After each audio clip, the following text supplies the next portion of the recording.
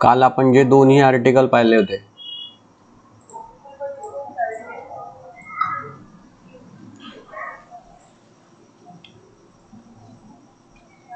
एक reflection and refraction on the basis of wave theory, त्याची marking scheme आणि पुढचा एक पॉइंट आपल्याला डिस्कस करायचा आहे.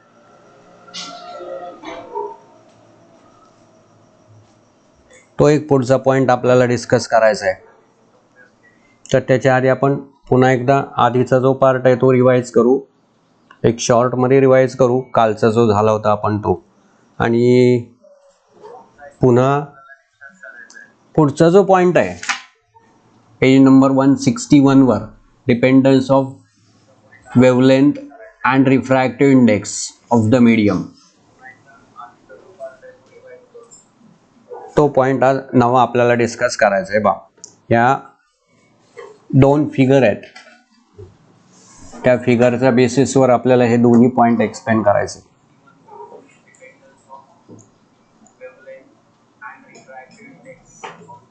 हे बा आता त्याच्यातला फर्स्ट पार्ट जो आहे, हीच फिगर आपण पुन्हा एकदा एक्सप्लेन करू आणि law of reflection, angle of incidence equal to angle of reflection, ते प्रूव्ह करायचं आहे. सेकंड पार्ट काल आपण डिस्कस केलं होतं, आज पुन्हा एकदा डिस्कस करू अकॉर्डिंग टू मार्किंग स्कीम. म्हणजे आता हा 3 मार्काचा क्वेश्चन येतो, तर या 3 मार्काच्या क्वेश्चनमध्ये कोणत्या स्टेप आवश्यक आहेत आणि कोणत्या आवश्यकता नाही आहे, पण समजण्यासाठी गरज आहे. हे सगळ्या स्टेप आपण आज एक्सप्लेन करायच्या आहेत.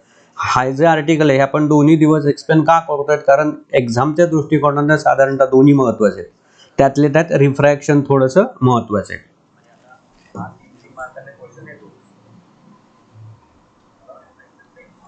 रिफ्रॅक्शन थोडंसं महत्त्वाचा पार्ट आहे, त्यामुळे तो पार्ट आपल्याला पाहायचा आहे. म्हणजे ही फिगर आणि explanation, that is proof of the equation is n equal to refractive index of the second medium, n equal to sin of I divided by sin of r.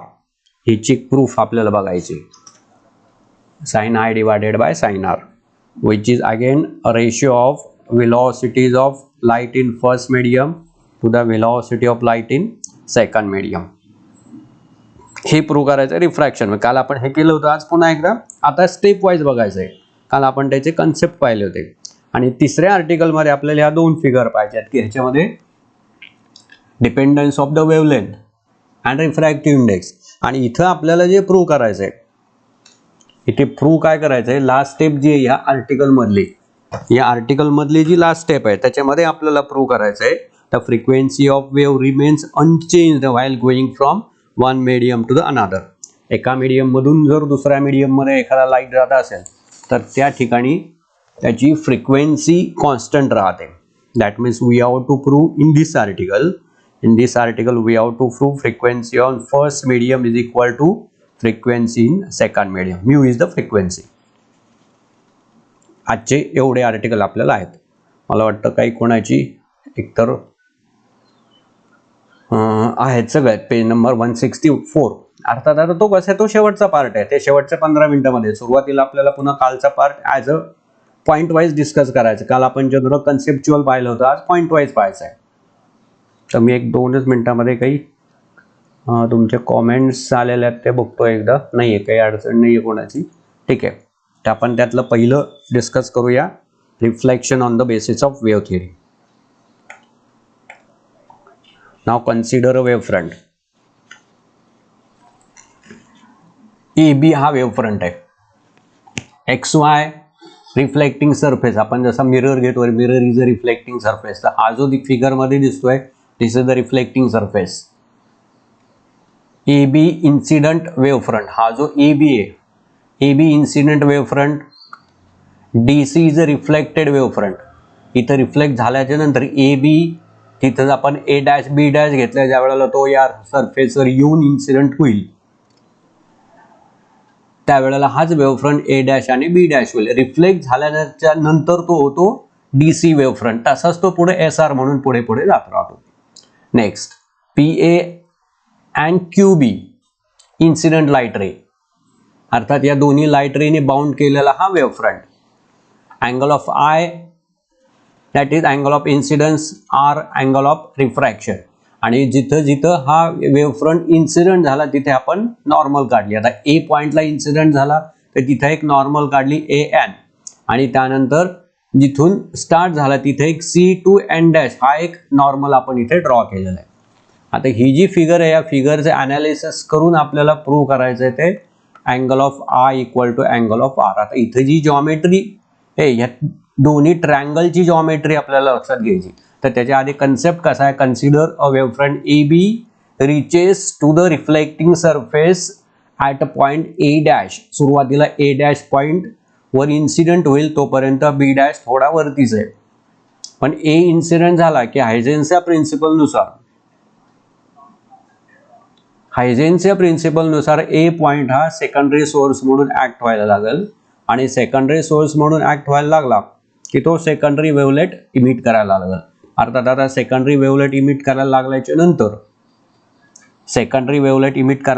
नंतर ती वेव्हलेट इथं काढताना आपण ही स्पेरिकल वेव्हफ्रंट काढली.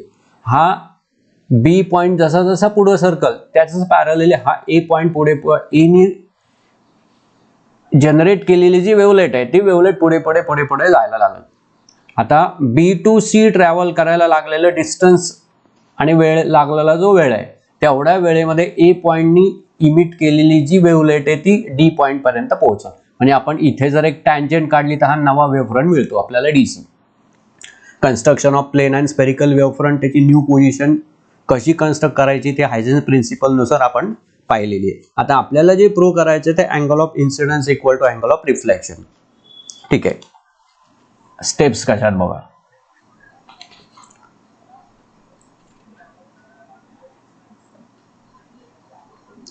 Angle A dash N it is equal to angle of incidence.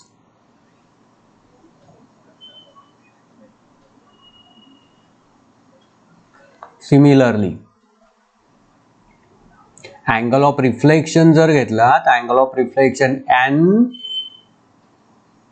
A to D इथपर्यंत होईल angle of reflection झाल्याच्या नंतर, आणि तोच आपल्याला इथं घेता येईल N dash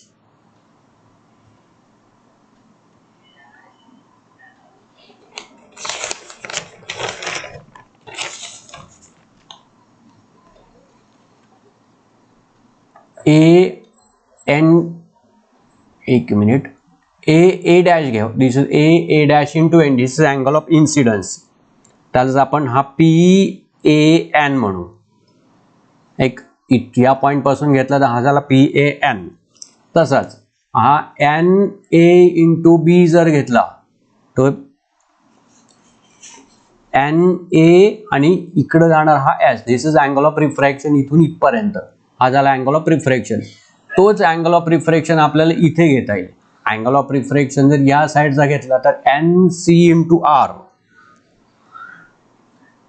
N C R जो आहे तो होईल अँगल ऑफ रिफ्रॅक्शन इथून इथपर्यंत. आपल्याला याची फक्त जॉमेट्री इथं स्टडी करायची या दोन ट्रायंगलची. आता ट्रायंगल मध्ये कसं होतं बघा, त्यातली first step angle P A N plus angle N A into B C. P A N plus N A B this is equal to 90 degree. कारण ही वेव्ह नॉर्मल आहे, हा वेव्ह फ्रंट आहे, त्यामुळे इथून तर एवढा जो अँगल आहे हा होतो 90 डिग्री. हा होईल 90 डिग्री या दोघांची summation. Similarly angle N A B plus angle B A C it is again equal to 90 degree. N A B plus B A C म्हणजे कोणता, हा जो अँगल आहे इथून एवढा हा पुन्हा होईल इथून एवढा, हा इथून इथपर्यंतचा हा होईल. या दोघांची जी ॲडिशन आहे ते ॲडिशन होईल 90 डिग्री. या दोघांचे ॲडिशन होईल 90 डिग्री. अर्थातच आपल्याला एक प्रूव्ह करता येईल, हे दोन्ही जर 90 डिग्री असतील तर angle P A N plus angle N A B it is equal to same as that of angle NAB plus angle BAC. आता NAB दोन्हीमध्ये सारखं आहे, that means angle PAN equal to angle BA into C, which is equal to angle of incidence, which is equal to angle of incidence. Angle BAC equal to angle of incidence. म्हणजे हा जो angle आहे, आता तो angle कोणता होईल figure मध्ये मी थोडासा इथे ड्रॉ करतो. BAC हा जो अँगल एवढ्या भागामध्ये, हा भागात हा झाला अँगल ऑफ इन्सिडन्स, एक पार्ट. नाउ नेक्स्ट, हा झाला पहिला ट्रायंगल साठी. Now next for the next second part, या साइडची फिगर NCR. हा जो NCR आहे this is equal to angle of refraction. आता NCR प्लस NCD हा जो यांची जी ॲडिशन आहे ही ॲडिशन आहे 90 डिग्री. कोणकोणती होती बघा, angle of NCR plus angle NCD it is equal to 90 degree. हे फक्त समजण्यासाठी आहे, मी नंतर त्याच्या स्टेप्स क्लिअर करतोच आहे. Similarly NCD plus DCA, NCD हा अँगल, परत वाटलं तर आपण कलर थोडा चेंज करू म्हणजे लक्षात येईल. NCD हा अँगल आहेच आहे प्लस DCA हा अँगल, यांची पुन्हा 90 डिग्री होईल. That means angle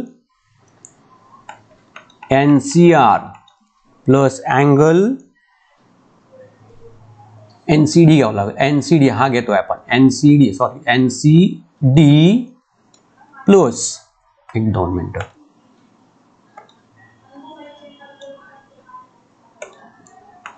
angle NCD plus DAC,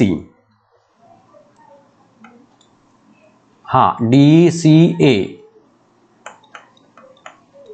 it is again equal to 90 degree. दोन्ही जर आपण कंपेअर करून घेतले तर ह्याच्यामध्ये हा NCD कॅन्सल होतो. NCD दोन्हीमध्ये कॉमन आहे. फारच वाटलं तर मी स्टेप इथं लिहितो, NCR plus angle NCD which is equal to NCD दोघांमध्ये कॉमन राहतो, which is equal to angle NCD plus angle DC into A.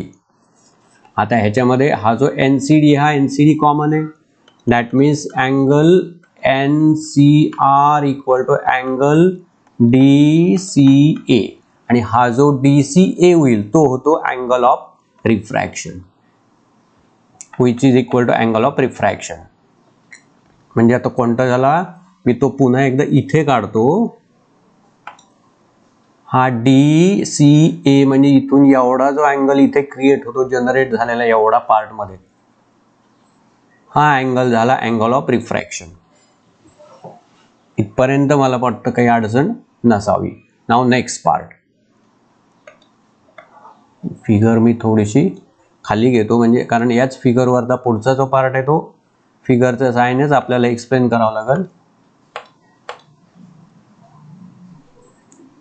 2 मिनिटं फक्त.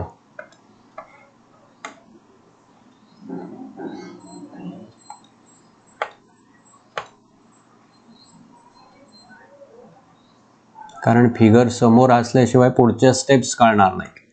ठीक आहे, इथपर्यंत. नाव नेक्स्ट, कन्सिडर ट्रायंगल. आता आपल्याला त्याच्यातले 2 ट्रायंगल जे आहेत ते दोन्ही ट्रायंगल कॉन्करंट आहेत हे शो करायचे. आता कोणते ट्रायंगल आहेत इथं फिगर मध्ये तुम्हाला दिसतील. कोणते ट्रायंगल आहेत बघा, ट्रायंगल ABC म्हणजे कोणता आहे बा, AB आणि इथपर्यंत C. 2 मिनिटं, याला थोडंसं खाली घेतो. ABC हा ट्रायंगल आणि त्याला कॉन्ग्रंट आपल्याला म्हणजे त्याची कॉन्ग्रन्सी जी आपल्याला प्रूव्ह करायची ती ट्रायंगल CDA ह्याच्यातले एकमेकाचे कॉरस्पॉन्डन्स पाहिजे, एकमेकाचे कॉरस्पॉन्डन्स पाहिजे, तर आपल्याला हे दोन्ही प्रूव्ह करता येईल. Angle of I equal to angle of R. That means angle BAC जो आहे तो आपल्याला DCA आहे हे प्रूव्ह करायचं आहे. हे जर दोन्ही कॉन्ग्रंट झाले तर. आता कॉन्ग्रंट कसे प्रूव्ह करायचे त्याच्या सगळ्या स्टेप्स पाहूया आपण.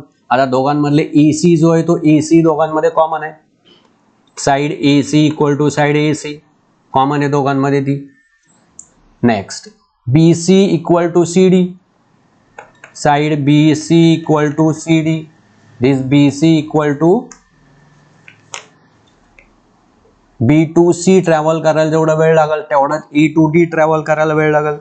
BC इक्वल टू AD आहे, BC इक्वल टू AD होईल, नॉट C, कारण या B पासून C पर्यंत ट्रॅव्हल झालेलं डिस्टन्स आणि A टू D ट्रॅव्हल झालेलं distance BC equal to AD, that is BC equal to AD.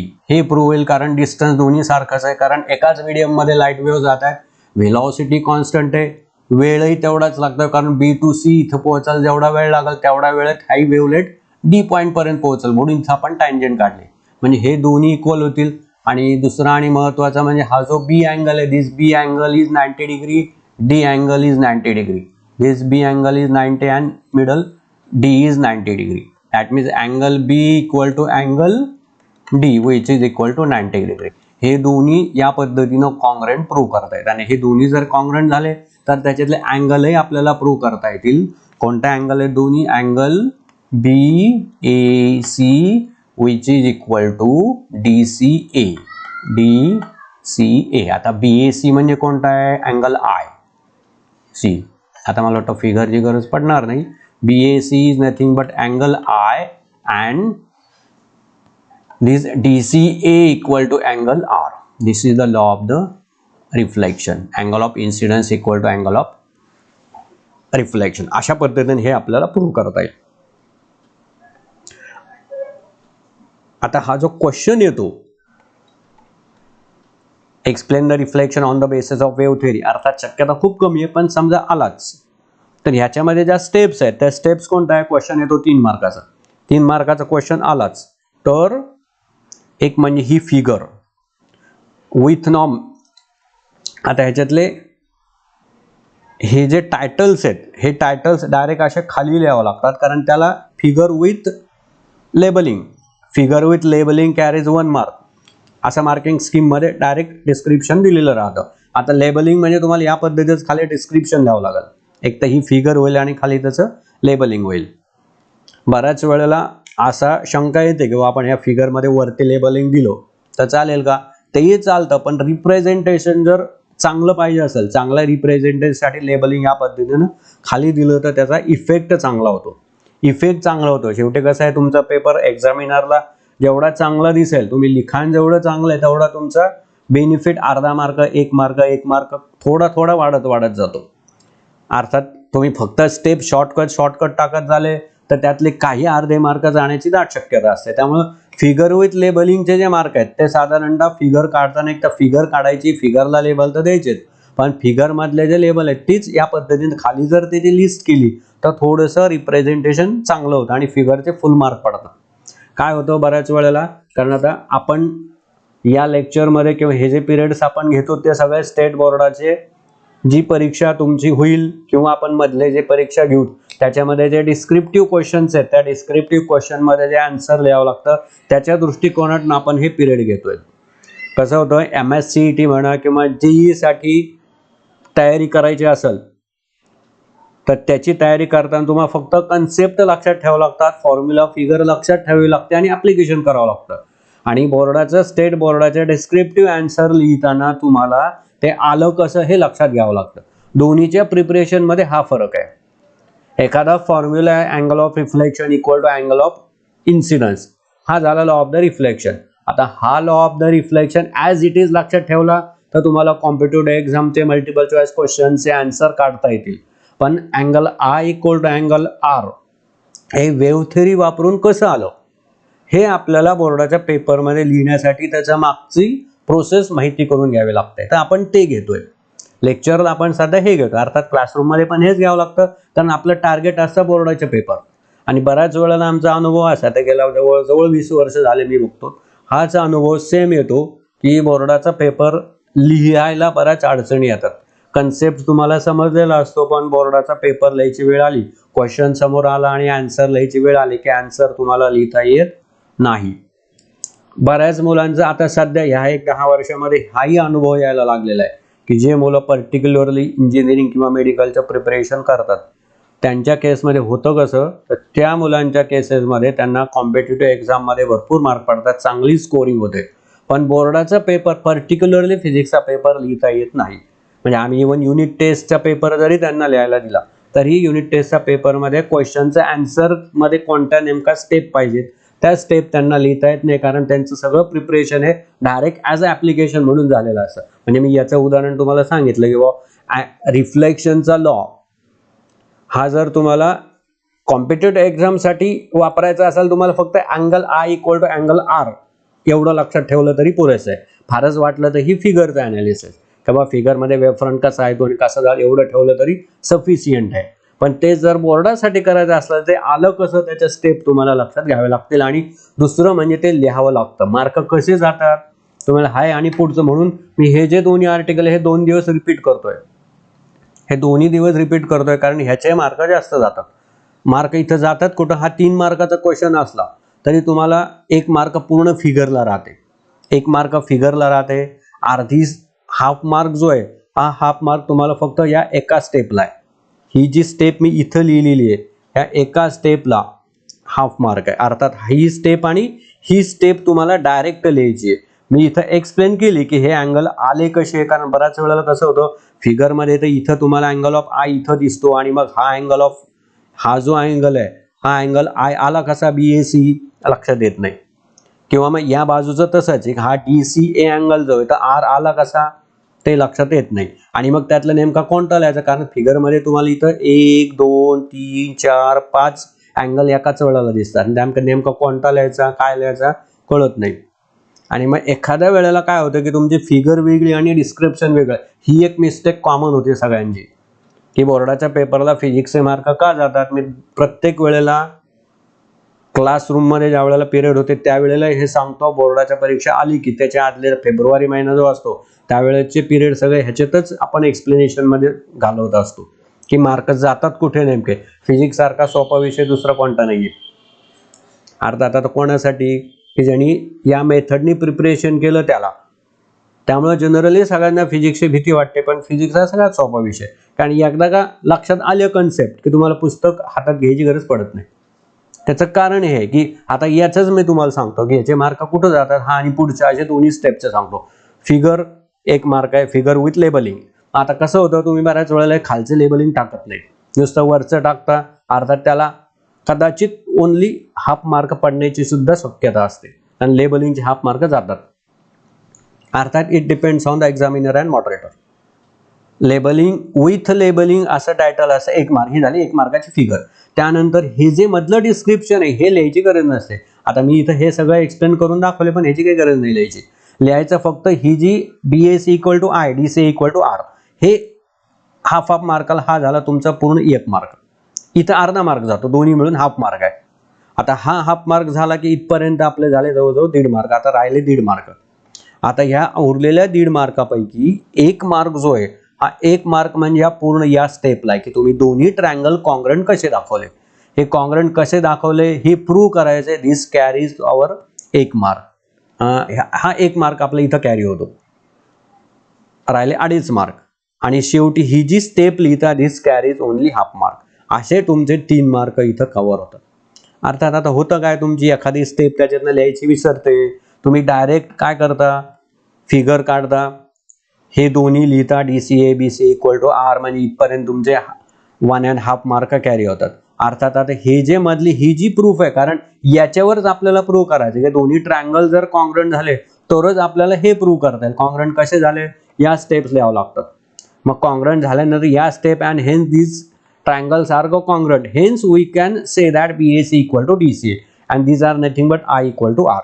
त्यामुळे या स्टेपला जवळजवळ 1 मार्क जातो. आणि तुम्ही काय करता, तुम्ही डायरेक्ट हे लिहिता in the figure from the geometry triangle ABC जे काय अँगल आहेत दोन्ही ते कॉन्ग्रंट आहे असं दाखवा, तुम्ही डायरेक्ट लिहिता. अर्थात या मधल्या स्टेप लिहिल्या जात नाहीत. हे ज्या स्टेप्स आहे की ज्याच्यावरनं कॉन्ग्रंट दाखवलं त्या लिहिल्या जात नाहीत, त्याचा अर्धा मार्क जातो. आणि तो अर्धा गेला की साधारणतः पुढं कुठेतरी अर्धा जातोच आणि याचे होतात 2 मार्क. आणि मध्ये एखादा गेला तर तो जवळ 1.5 पर्यंत थांबतो. बऱ्याच मुलांचा अनुभव असा आहे दरवर्षी आणि असे विद्यार्थी स्टुडंट निघतातच. 20 वर्षापासून मी तेच पाहतोय. दरवर्षी स्टुडंट निघतात की फिजिक्सचा पेपर तर भरपूर लिहिलेला असतो, पुरवण्या जोडलेल्या असतात, मार्क तर कमी पडतात. मग का मार्क कमी पडले? तर त्याचे कमी पडण्याचं कारण एकमेव हेच आहे की तुम्हाला क्वेश्चनचं answers according to step that is marking scheme नुसार लिहिता येत नाही, म्हणून फिजिक्सचे मार्क जातात. कारण फिजिक्सला काही मोठमोठं डिस्क्रिप्शन लिहायची गरज नाही. काही काही एवढे सुंदर पेपर असतात की एकही पुरवणी न लावता जवळजवळ आउट ऑफ पर्यंत गेलेले स्टुडंट आहेत. अर्थात आत्तापर्यंत माझ्याकडे तर काही असा आउट ऑफचा पेपर आला नाही की आधी 80 पैकी होते तर 80 आउट ऑफ 80 काही कोणी गेलं नव्हतं. आता 70 झाले तर 69 पर्यंत गेलेले स्टुडंट आहेत, पण 70 आउट ऑफ 70 घेणारे काही नाही आहेत. त्याचं कारण हेच आहे की कुठंतरी असं याच्यात 1 मार्क जातो. आणि त्यात या 7-8 वर्षामध्ये हे प्रकर्षण जास्त जाणवायला लागलं की आन्सर लिहिता येत नाही. म्हणून मी हा जो पार्ट आहे हा थोडासा केअरफुली घेतलाय. नाव नेक्स्ट आपल्याला पुढे अजून एक प्रूव्ह करायचं आहे, refraction on the basis of wave theory. आणि तिथेही पुन्हा सेम प्रॉब्लेम. तिथे सुद्धा मी मार्किंग स्कीम हा जवळजवळ 4 मार्काला क्वेश्चन येतो. अर्थात कधी 3ला येतो, 4ला येतो. मार्किंग स्कीम थोडीफार त्याच पद्धतीचे. आता आपल्याला पुढचं जे प्रूव्ह करायचं आहे ते refraction on the basis of wave theory. त्याची सुरुवात तर पहिल्यासारखीच आहे. Consider a wave front A B incident on refracting medium. अर्थात आता इथं मीडियम 2 घ्यावे लागतात. This is the first medium, this is second medium. 2 medium आहेत, first medium and second medium. This is the second medium. Refractive index of second medium with respect to first it is equal to N. आता आपण इथं N घेतलेला आहे. X Y हा refracting medium आहे, surface आहे. A B wave front इथपर्यंत येऊन इन्सिडेंट झाला. अर्थात रिफ्रॅक्शन नंतर आता एनी हायजेनच्या प्रिन्सिपलनुसार हा ए पॉईंट आधी इन्सिडेंट होईल, पी पॉईंट अजून वरतीच आहे. हा जो बी आहे म्हणजे हा ज्या वेळेला इथे इथपर्यंत येईल त्यावेळेला तो अजून वरच्याच बाजूला आहे.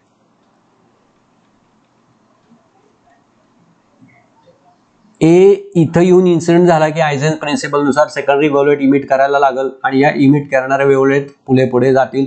तसा पी पॉईंट पुढे पुढे सर्कल. पी पॉईंट या बी वर येऊन इथे इन्सिडेंट झाला म्हणजे हा बी ज्या वेळेला इथं इन्सिडेंट होईल त्यावेळेला समजा ही वेव्हलेट इथपर्यंत येऊन पोहोचली म्हणजे तिने ट्रॅव्हल केलेलं जे डिस्टन्स आहे ते A1R आहे.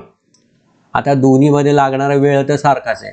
P to B इथपर्यंत ट्रॅव्हल करायला जेवढा वेळ लागेल तेवढाच वेळ A1 to R ट्रॅव्हल करायला लागेल. दोन्हीचा टायमिंग सारखाच आहे, पण आता ही वेव्हलेट इथपर्यंत पोहोचली. आता याला जर टँजंट काढली तर आपल्याला नवा वेव्ह फ्रंट मिळेल. कारण हा A1 पॉईंट इथपर्यंत आलेला आहे आणि P पॉईंट इथं येऊन पोहोचला B म्हणजे आता न्यू वेव्ह फ्रंट आपला तयार होतो B1R. Tangent drawn to the new wavelet. Any emit केलेले सेकंडरी वेव्हलेटला टँजंट काढले की न्यू वेव्ह फ्रंट इथं जनरेट होतो. आता आपल्याला पुन्हा याची अशी जर जॉमेट्री बघायची. आता फिगरमध्ये तुम्हाला हा जो अँगल आहे तोच अँगल PA1 आणि B1 इथपर्यंत अँगल आहे. आता हा कसा आला तोही आपण प्रूव्ह करू. आणि तसंच अँगल ऑफ रिफ्रॅक्शन जो आहे हा अँगल ऑफ रिफ्रॅक्शन इथून ते एवढा आहे. कारण आता हा जो वेव्ह फ्रंट आहे इथं जर आपण ही रे कन्सिडर केला तर सेकंड मीडियम मध्ये जेवढा angle made by refracted ray with the normal is called as angle of refraction. हा झाला अँगल ऑफ रिफ्रॅक्शन. अर्थात हा अँगल ऑफ रिफ्रॅक्शन हा घेतला काय किंवा हा घेतला काय दोन्ही सारखेच आहेत. आणि हा जो अँगल ऑफ रिफ्रॅक्शन आहे तो आणि हा सारखा आहे. हे आता इथून पुढे आपल्याला हे दोन्ही ट्रायंगल लक्षात घ्यायचे. PA1 B1 आणि त्यानंतर B1R आणि A1 हे दोन्ही ट्रायंगल लक्षात घ्यायचे. त्यांच्यासाठी साइन I आणि साइन R लिहायचं आहे. ठीक आहे. आता त्याच्या आधी फक्त आपण हे 2 स्टेप क्लिअर करू. आन्सर मध्ये या स्टेप लिहायची गरज नाहीये. म्हणजे आपल्याला हे जे PA1 B1 हा अँगल I आणि A1 B1R this is angle of refraction. हे मगासारखंच आपल्याला प्रूव्ह करता येईल. तरी पण आपण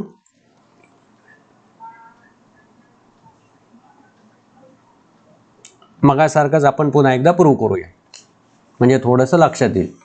सी अर्थात ह्या स्टेप लिहायच्या गरज नाही. डायरेक्ट फिगरमध्ये दाखवला आणि या स्टेप खाली लिहिल्या तरी चालतील.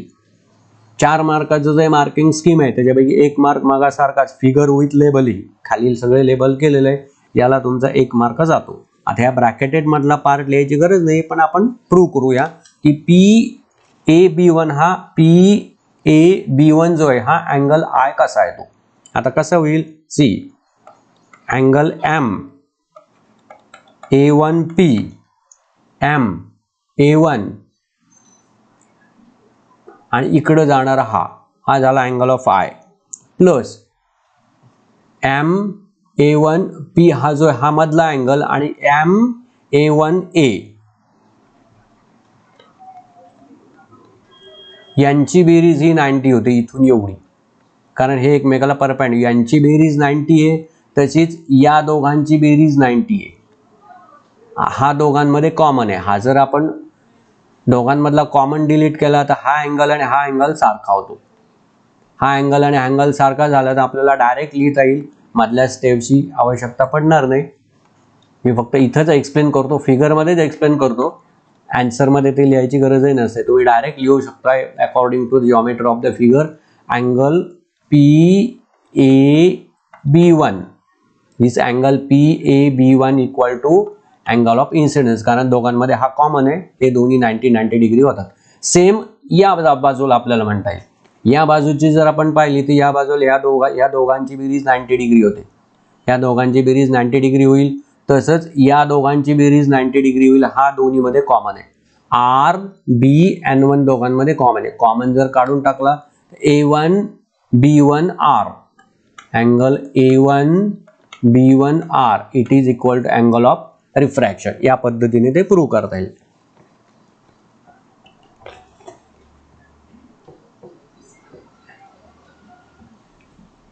दिस इज अँगल ऑफ रिफ्रॅक्शन. हे डायरेक्ट स्टेपमध्ये लिहायचे, त्यामुळे मी आता कसं करतो, इथे लिहिताना मधल्या स्टेप लिहित नाही, फक्त कसे आले ते इथं लक्ष देऊ शकेल की दोघांमधले 90 डिग्री मग आपण जसं केलं तसं 90 डिग्री इक्वेट केले, हा मधला जो कॉमन आहे तो डिलीट होतो, हे अँगल येतात. आता आपल्याला जे प्रूव्ह करायचं आहे ते हे दोन्ही ट्रायंगल, त्याच्यातला पहिला ट्रायंगल घेऊ. Now in triangle A1PB1, in triangle A1PB1 त्याचा आपण साइन घेऊ, साइन ऑफ आय. हा जर साइन घेतला तर PB1 opposite side divided by A1B1. आता त्याच्यातलं P इंटू B1 किती आणि दुसरं A1 इंटू R किती, त्याच्या व्हॅल्यू आपण आधी काढून घेऊ आणि मग इथं सबस्टिट्यूट करूया. ठीक आहे. आता P इंटू B1 ची व्हॅल्यू किती, समजा पहिल्या मीडियम मध्ये त्याची व्हेलॉसिटी आहे V1. This velocity V1 equal to distance travel आहे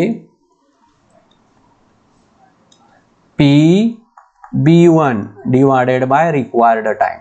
याच्यावरनं आपल्याला PB1 लिहिता येईल which is equal to V1 into T. आणि सिमिलरली त्याच वेळेमध्ये हा सेकंड मीडियम मध्ये त्याची व्हेलॉसिटी, सेकंड मीडियम मधली व्हेलॉसिटी जर आपण V2 घेतली तर सेकंड मीडियम मध्ये त्याच वेळेमध्ये A1 to R distance travel झालेलं आहे. म्हणजे आपल्याला असं लिहिता येईल A1 टू R इतकं डिस्टन्स ट्रॅव्हल झालेलं आहे, A1 to R divided by time.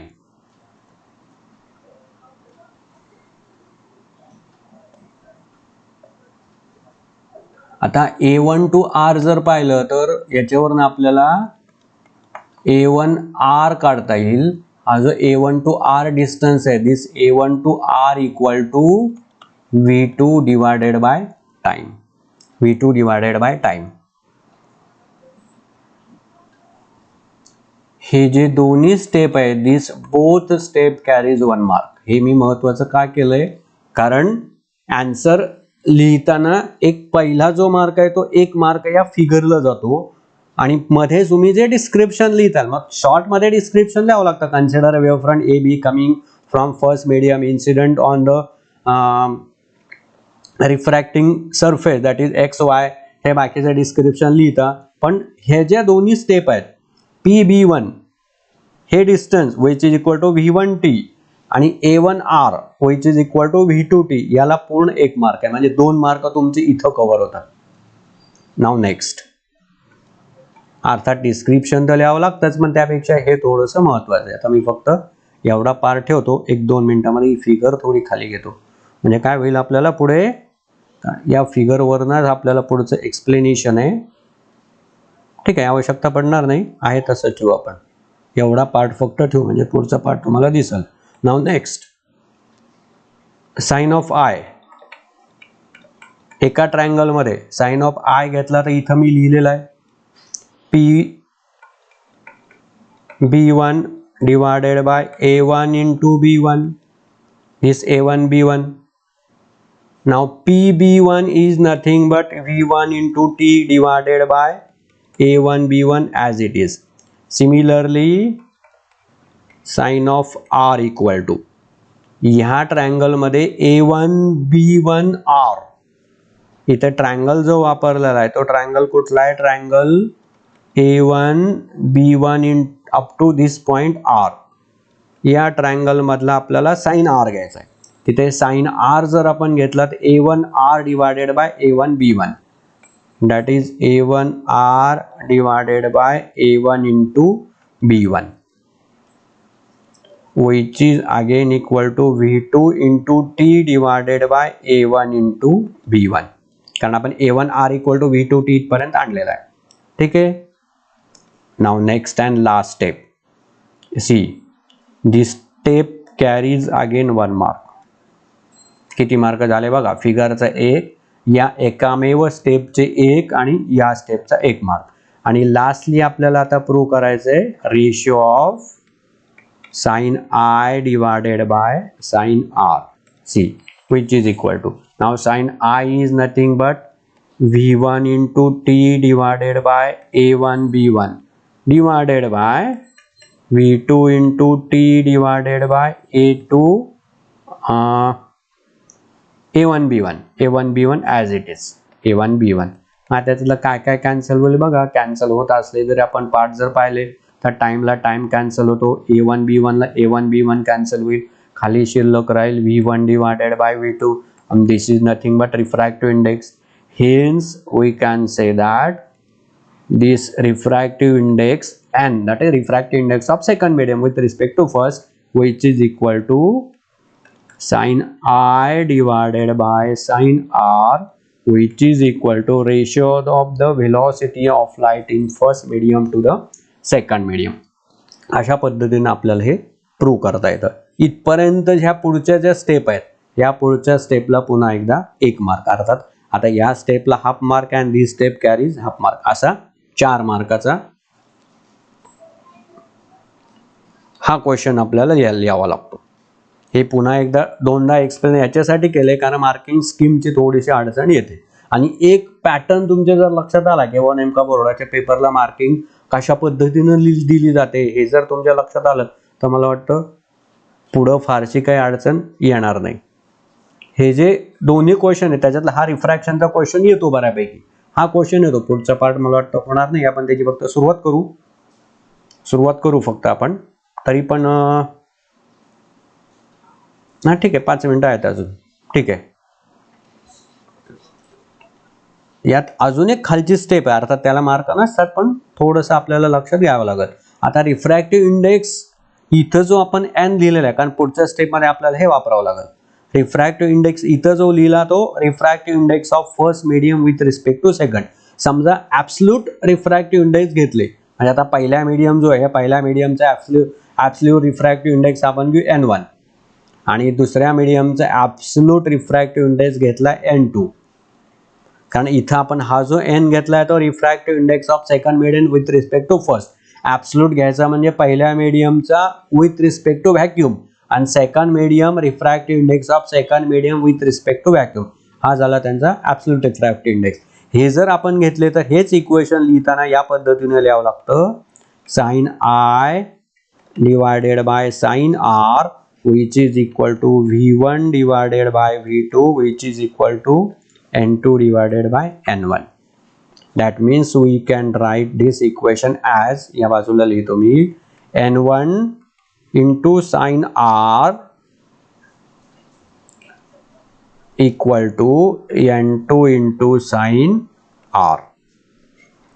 थोडंसं हे इक्वेशन लक्षात ठेवा. न्यूमरिकल एक्झाम्पल MCQ वेळेला याचा वापर आपल्याला काढावा लागतो. इक्वेशन कसं कन्वर्ट होतं, N1 into sine I equal to N2 into sine R. अर्थात आता ज्या वेळेला क्वेश्चन येईल explain the refraction on the basis of wave theory असा जर क्वेश्चन आला तर त्याच्यामध्ये हे लिहिण्याची गरज नसते. इथपर्यंत तुमचे 4 मार्क कव्हर होतात. पुन्हा एकदा बघा ह्याचे 4 मार्क कव्हर कसे होतात. मार्किंग स्कीम नुसार जर पाहिलं तर 4 मार्काला येतोच. जो हा क्वेश्चन आला तर पूर्ण 4 मार्काला येतो. शेवटचा जो आपला क्वेश्चन डी सेक्शन आहे तिथे येऊ शकतो. आता 4 मार्काचं मार्किंग डिवायडेशन कसं आहे, 1 मार्क कॅरीज दिस फिगर कॅरीज 1 मार्क. अर्थात फिगर विथ लेबलिंग. समजा लेबलिंग नसला तर याचा अर्धा जातो. त्यामुळे आणि लेबलिंग साधारणतः अगदी बेस्ट रिप्रेझेंटेशन जर पाहिजे असेल तर या पद्धतीचं लेबलिंग करायचं. Next 1 mark for figure and labelling, 1 mark for this step, then 1 mark for this step. ही जी आहे हा झाला 1 मार्क, 1 2 हे झाले 3 आणि लास्ट स्टेप जी आहे ही लास्ट स्टेप जी आहे ही जी this is half and half carries असे 4 मार्क इथं कव्हर होतात. अशा पद्धतीचा हा क्वेश्चन आहे. मला वाटतं इथपर्यंत काही कोणाला अडचण नसावी. आवाजाच्या बाबतीत असेल किंवा एक्सप्लेनेशनच्या बाबतीत असेल सगळ्यांचं मला वाटतं व्यवस्थित आहे. कारण त्याची काही कोणाची कॉमेंट आलेली नाही, आवाज येत नाही आहे. आणि दुसरं म्हणजे मला इथं दुसऱ्या याच्यावरचा आवाज ऐकू येतोच आहे. त्यामुळे ती मला वाटतं काही अडचण कोणाची नाही आहे. नेक्स्ट पार्ट आहे 2 मिनटं आहेत. आपण पुढचा पार्ट एक्सप्लेन करू आणि मग थांबूया. पुढे आपल्याला जे प्रूव्ह करायचं आहे नेक्स्ट स्टेपमध्ये, त्या नेक्स्ट स्टेपमध्ये we have to prove μ1 equal to μ2. आणि मग वेव्हफ्रंट ज्या वेळेला एका मीडियममध्ये, आता फिगरमध्ये तुम्हाला दिसतंय वरचं एक मीडियम आहे आणि खालचं एक मीडियम आहे. रिफ्रॅक्शनच्या केसमध्ये आपल्याला प्रूव्ह करायचं आहे. वेव्हफ्रंट EF पहिल्यांदा AB वेव्हफ्रंट आहे, त्याच्यानंतर येणारा CD, त्यानंतर येणार EF. हे दुसऱ्या मीडियममध्ये जातात. जाता जाता अर्थात व्हेलॉसिटीमध्ये चेंज होतो. इथं व्हेलॉसिटी V1 आणि इथं व्हेलॉसिटी जर आपण V2 घेतली तर व्हेलॉसिटी चेंज होईल. आणि व्हेलॉसिटी चेंज झाल्यामुळे मग यांनी ट्रॅव्हल केलेलं जे डिस्टन्स आहे म्हणजे CA डिस्टन्स, आपल्याला हे CA डिस्टन्सचा रेफरन्स इथं यूज करायचा आहे. त्यावरनं प्रूव्ह करायचं आहे की इथं व्हेलॉसिटी जरी बदलली करस्पॉन्डिंग वेव्हलेंथ चेंज होईल पण फ्रिक्वेन्सी रिमेन सेम. कारण आता हे जे 2 वेव्हफ्रंट आहे ह्या 2 वेव्हफ्रंट मधलं डिस्टन्स आपण वेव्हलेंथ एवढं घेतो. C to A डिस्टन्स 2 वेव्हफ्रंट इथं कन्सिडर केले, त्यांच्यातला डिस्टन्स आपण वेव्हलेंथ एवढा घेतो. आता पहिल्या मीडियम मधली वेव्हलेंथ समजा λ1 घेतली, दुसऱ्या मीडियम मध्ये वेव्हलेंथ λ2 घेतली, तर पुढे आपल्याला हा रेफरन्स उद्याच्या पिरियडला वापरायचा आहे. Next article is relation between refractive index and frequency, and we have to prove that frequency remains same even the light travels from one medium, that is rare medium, to denser medium or denser medium to rare medium, whatever may be the. मला वाटतं इथपर्यंत काही कोणाची अडचण नसावी. आपण आजच्या दिवस थांबूया. उद्या आपण हाच पार्ट, अर्थात आता हा पार्ट कंटिन्यू करूया. एकदा रिफ्लेक्शन आणि रिफ्रॅक्शन पुन्हा एकदा रिवाइज करून बघा कोणकोणत्या कशा स्टेप आहेत.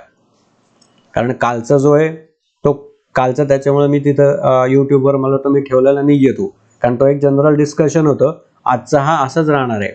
याच्यात सगळ्या स्टेप्स एक्सप्लेन केलेल्या आहेत विथ मार्किंग स्कीम, म्हणून मी 2 दिवस घेतलेला आहे. तर हा पुन्हा एकदा रिवाइज करून बघा कोणत्या काय आपल्याला हा क्वेश्चन लिहिता आला पाहिजे. तुम्हाला गंमत सांगतो, समजा हा क्वेश्चन आला तर हा क्वेश्चन आणि तुम्ही परफेक्टली लिहू शकला, पेपर सेकंडमध्ये हा क्वेश्चन तुमच्या नशिबाने आला आणि तुम्ही लिहू शकला, 4 मार्क इथं मिळतात. रेग्युलर जर प्रॅक्टिकल व्यवस्थित केले आणि प्रॅक्टिकलच्या सगळ्या स्टेप लिहिल्या तर तिथेही बऱ्यापैकी प्रॅक्टिकलचे मार्क मिळतात. समजा आपण असं गृहीत धरू की तुम्हाला 25 मार्क पडले, 25 प्लस हे झाले 4, बाकी प्रिपरेशन पासिंगचं सांगतो, खूप वेळेला मी हे पासिंगचं सांगितलेलं आहे. 35 पर्यंत पोहोचणं सगळ्यात सोपं आहे. फिजिक्समध्ये तर सगळ्यात सोपं आहे. फक्त प्रिपरेशन त्या पद्धतीने करावं लागतं. प्रॅक्टिकल जर रेग्युलर केलेलं असेल आणि सबमिशन वेळेच्या वेळेला दिलं तर बऱ्यापैकी मार्क पडतात. कारण ओरल तुम्ही ऐन वेळेला चांगली देता, मला दरवर्षीचा अनुभव आहे. ओरलला फारशी काही अडचण येत नाही. अर्थात पुन्हा क्वेश्चन तिथंच आला की तुम्ही रेग्युलर केलेलं असेल तर, कारण प्रत्येक प्रॅक्टिकलच्या वेळेला मी ओरलचा क्वेश्चन एक्सप्लेन करतो, त्यामुळे ओरल बऱ्यापैकी देतात चांगले, म्हणून ते अडचण येत नाही. आजचे दिवस आपण थांबू, उद्याच्या पिरियडला पुन्हा एकदा कंटिन्यू आपण करूया. ओके.